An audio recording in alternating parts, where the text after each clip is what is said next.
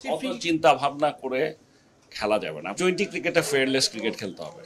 এখানটায় তানজিদ তামিমের পটেনশিয়াল আছে, এটা এটা অস্বীকার করার কোনো লাভ নাই। গত ওডিআই বিশ্বকাপ, গত বছরের আগ পর্যন্ত আমরা যদি one of the best batsman বলেন, ওপেনার বলেন, আমরা হিসাব করতাম, তাহলে ডেফিনেটলি ওটার মধ্যে লিটন দাস ছিল। শান্ত সবসময় প্রুভ করে আসছে যে আমাদের one of the best batsman, মানে এখনই সেরা হয়ে যায়নি, কিন্তু ওর মধ্যে ওই পোটেনশিয়ালটা ছিল। এবং গত টি-20 ওয়ার্ল্ড কাপে সর্বোচ্চ রান সংগ্রহ। সৌম্য সরকার একটা সময় বড় বড় দলগুলোর সাথে যখন আমরা প্রথমে এসে জেতা শুরু করলাম, যেটা নাকি আগে কখনো করেনি, সে কিন্তু আমাদের জিতিয়েছে। মানে তার একটা বিরাট অবদান ছিল, ইনক্লুডিং সিরিজ উইনগুলো যেগুলো ছিল আমাদের, লাইক সাউথ আফ্রিকা, যদি স্পেসিফিক্যালি আরও বলতে চাই। সো ওর মধ্যে পোটেনশিয়াল আছে। তানজিদ তামিম, ওকে আমি খুব একটা কিছু বলতে চাই না, কারণ নতুন যে খেলোয়াড়গুলো আছে, তানজিদ তামিম, তৌহিদ হৃদয়, অনিক, মানে আমি বলবো যে এরা, আমাকে যদি জিজ্ঞেস করেন, ওরা যে একেবারে এখনই বিশ্বকাপে মানে সবচেয়ে শক্তিশালী দলগুলোর সাথে বিশ্বকাপ খেলার মতো খেলার হয়ে গেছে তা না, কিন্তু ওদের পোটেনশিয়াল আছে। এবং ওদের যে পোটেনশিয়াল আছে এটা অলরেডি তারা প্রমাণ করছে। So this is number one. এর সাথে আছে আপনার সাকিব এবং মাহমুদুল্লাহ রিয়াদের মতো অভিজ্ঞ খেলোয়াড়। সো আমি বলছি যে টিম কম্বিনেশনটা ভালো। এখন রান প্রত্যেক দিন প্রত্যেকে পাবে এমন কোনো কথা না, কিন্তু যে জিনিসটা আমরা দেখতে পাচ্ছি, তারা অনেকের জন্য সময়টা একটু বেশি সময় হয়ে যাচ্ছে।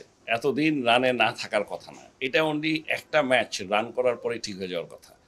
মানে ওই কনফিডেন্সটা ইজ ভেরি ইম্পর্টেন্ট। আর টি-20 ম্যাচটা, খেলাটাই এমন যে আপনাকে প্রথম দিকে যদি আপনি রান না তুলতে পারেন, পরে এসে খুব একটা কিছু করার থাকে না, ওই সুযোগটা যদি না নেন আপনি। এর সাথে যেটা আমি বলবো যে আরও একটা সমস্যা হয়েছে, সেটা হচ্ছে যে আমরা এতদিন যে সমস্ত উইকেটে খেলেছি, প্রথমে যেই ধরেন ইউএসএর সাথে যে উইকেটে খেলেছি, সেটা বুঝতে আমাদের সময় লেগেছে।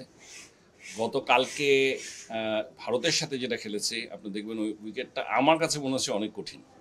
আর ভারতের বোলিং বলেন, ব্যাটিং বলেন, তারপর ওরাও কিন্তু 3-4 ওভার বেশ দেখে শুনে খেলতে হয়েছে, ইটস ওয়াজ টাফ। এবং আমরা ওখানে দেখা গেছে যে পেস সবচেয়ে ভালো কাজ করছে, এবং আমাদের ইনজুরির ভয়ে আমরা কিন্তু তাসকিন, মুস্তাফিজ ওদেরকে খেলাইনি। ভয় পাওয়া পেয়ে ক্রিকেট খেলা টি-20 না, এখানে সাহস নিয়ে খেলতে হবে।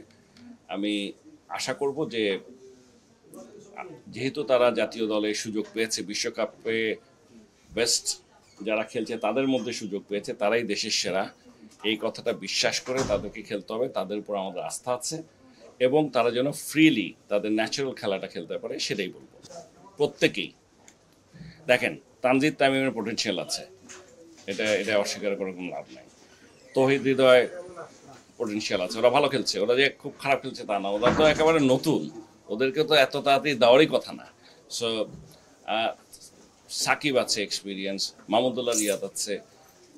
এখন আসেন তার আগে যারা আছে, এদেরকে যদি আমি নিয়ে কথা বলতে চাই, তাহলে ডেফিনেটলি এখানে সৌম্য, লিটন দাস, শান্ত,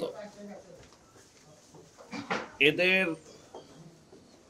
শান্ত আশা করছি যে কোনো সময় রানে চলে আসবে। আর সৌম্য আর লিটন দাস একদিন খেলে দিলেই হবে। ওই দিনটা কোন দিন সেটা হচ্ছে ইম্পর্টেন্ট, আমাদের এখনই দরকার। সমস্যাটা হচ্ছে আমাদের দরকার এখনই, হ্যাঁ সেটাই। সো আমরা এইটাই আশা করতে পারি যে যত তাড়াতাড়ি তারা তাদের সাহস এবং ফর্মটা ফেরত পাক। ফেয়ারলেস ক্রিকেট খেলতে হবে। এখানটায় ভয় পাওয়া পেয়ে ক্রিকেট খেলা টি-20 না, এখানে সাহস নিয়ে খেলতে হবে।